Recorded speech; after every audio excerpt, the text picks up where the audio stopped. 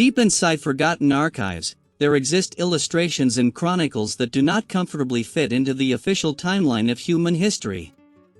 These documents, often dismissed as artistic imagination, quietly suggest that the ancient world may have been far stranger and far more dangerous than we are taught.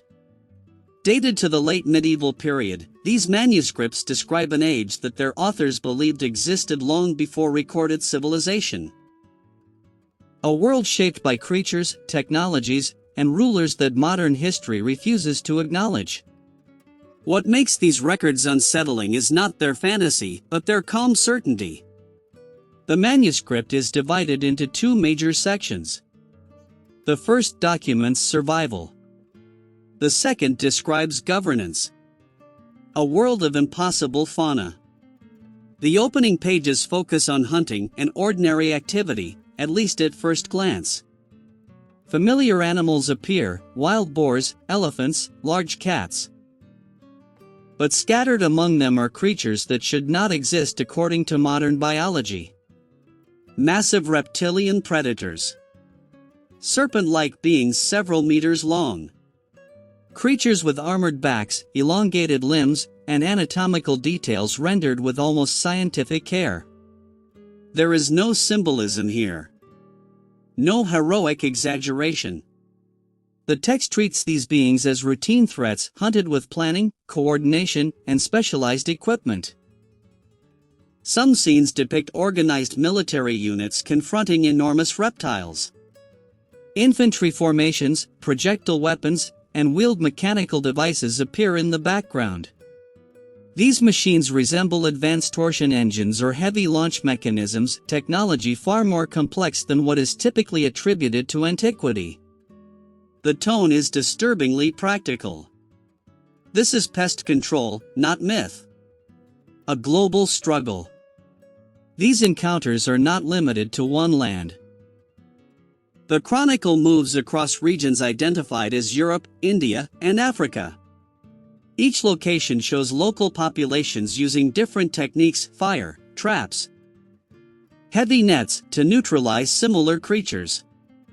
Latin annotations carefully separate these beings from known animals, implying distinct classifications. The implication is clear: these were not legends, but recognized species. The sea offered no safety either. Ports and harbors are shown under attack by colossal marine creatures. Some illustrations depict beasts capable of expelling powerful streams of water strong enough to capsize ships. The response is methodical. Reinforced nets, engineered traps, and coordinated capture systems. Such preparations suggest these encounters were expected. Forgotten peoples. Among the most unusual scenes is a prolonged conflict between small humanoid tribes and enormous bird-like creatures.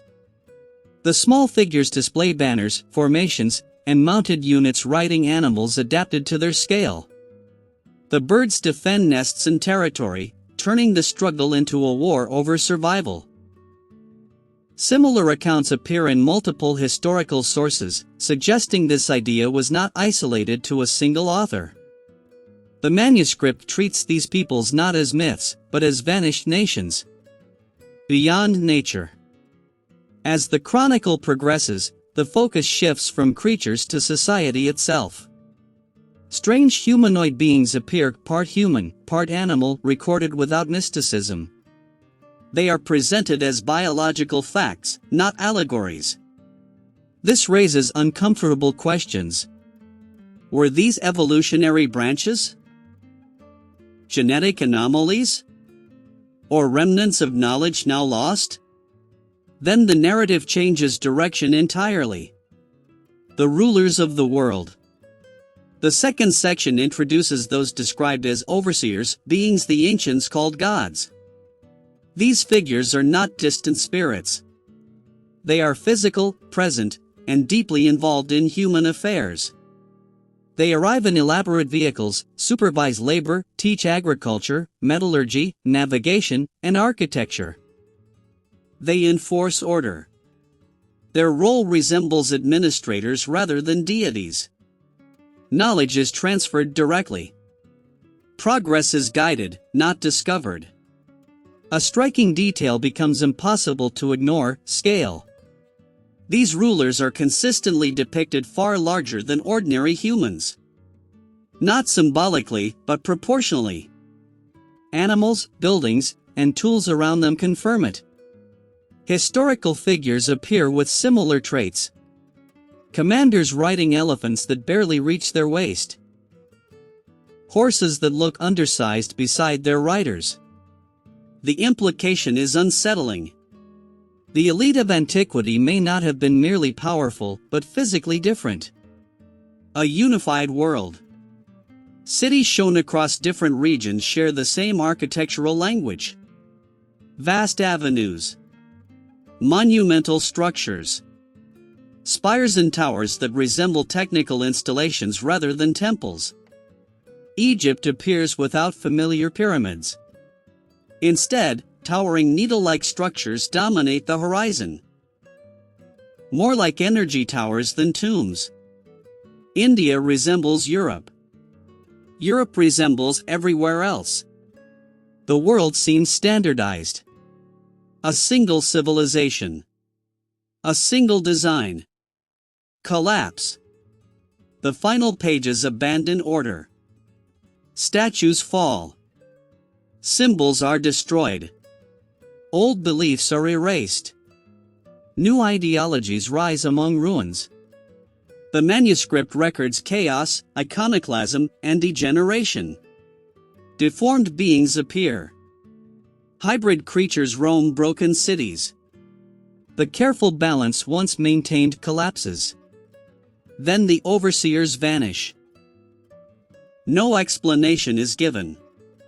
Only absence. Without guidance, the world fragments. Technology is forgotten. Architecture decays. Knowledge becomes myth. What remains is us. The question that remains: was this history? Or a warning? Perhaps what we call myth is memory, distorted by time. Perhaps legends of giants, dragons, and gods are echoes of a world that no longer exists. And perhaps, buried in forgotten archives, the truth is still waiting.